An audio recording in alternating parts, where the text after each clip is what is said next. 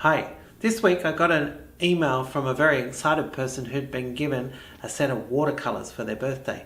But their question was, they got these watercolours, but what sort of palette do I use? And it's a really good question in relation to watercolours, so let's go through it. Okay, so here we have a selection of palettes, and you'll see that these ones are quite flat.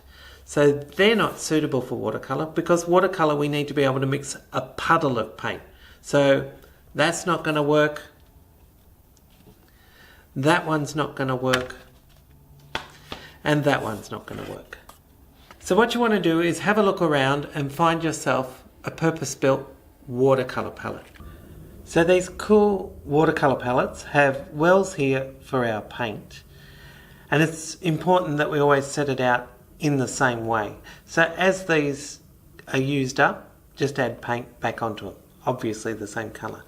Then we've got these really great big mixing areas, so plenty of room to mix. And in this particular palette, we can lift that out and there's another mixing well underneath.